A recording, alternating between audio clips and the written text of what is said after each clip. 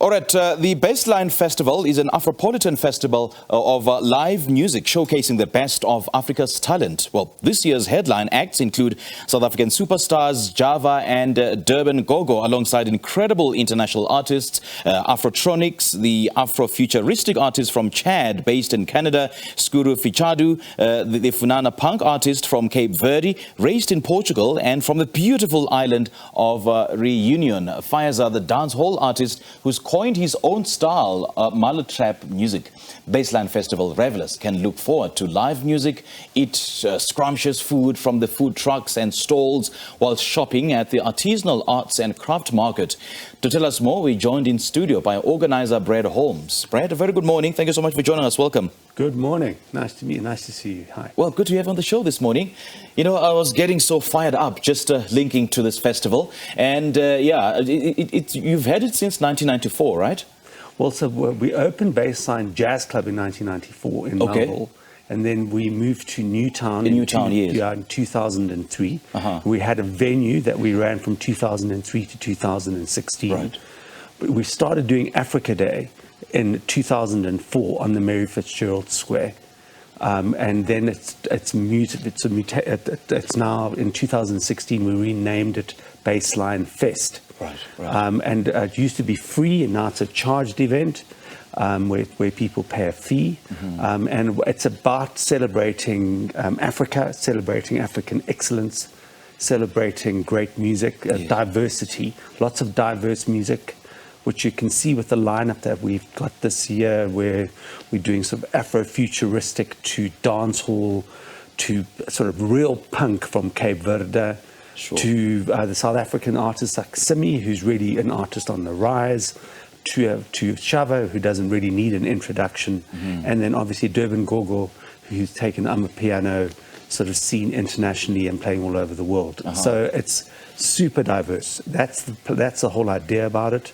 And then you can go and shop, as you're saying, and get some decent craft stuff, decent food, bar, and just experience it. Like, you can bring a family and experience a day of good sort of African culture, of which we're very passionate about, and we've been at it for a long, long time. Yeah, and I see that there's a healthy mix of local and international artists. So why is this so important for this event?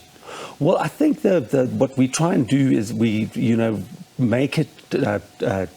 You've got to sort of get a balance between it being commercially successful. True. So somebody like Sjava is commercially massively successful. He's sort of on an international level.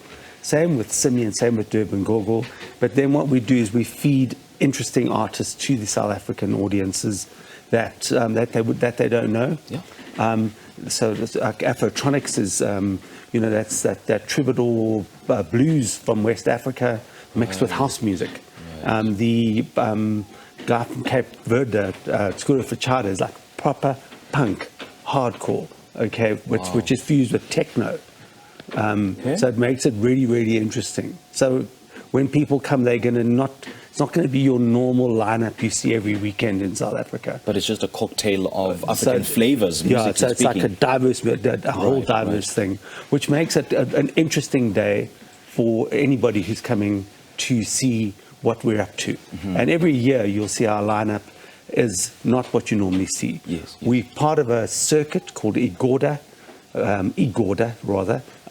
which incorporates Bushfire Festival, Asgo Festival in Maputo, and Sakifo, and where those artists are coming from, because they're doing that tour. I see. Yeah. Importantly, we have the Department of Sports, Arts and Culture and Castle Light, who are essentially responsible for making this gig happen. That's really important. Yeah. And I understand it's now been moved to the Cornhill, right? We've been doing it at Constitution Hill since 2018. Constitution Hill represents everything that is great about South Africa, and we love doing our shows there. And well, you're quite right. The Cornhill is like the melting pot of all the cultures and all the African flavors. Yeah, no, it really represents everything that's great. So that gives us a hope. Okay, so just let's talk about the vibe generally. How is it going to be? So what we do is we start at 2, and the actual act started at 3. At 3, we start with the Planetoids, which is a band from Germany. that are they're sort of indie. Okay, but they're fusing with a hip-hop artist. There's a Zambian, South African artist, female artist, whose name has just completely left my head. Yeah. So excuse me. It's okay. Namaka, excuse me. Right. Okay, who is somebody who's really developing in the music business. Then we're going to move to the from there to Scúru Fitchádu. Yeah. Then we're moving to Simi, so that we want people to come early because Simi is nice and popular. Then That's a good one. Yeah, we move to Simi, and then we're moving to Afrotronix. Really, they are something special. I've seen them twice in Cape Verde, and then I saw them in Spain.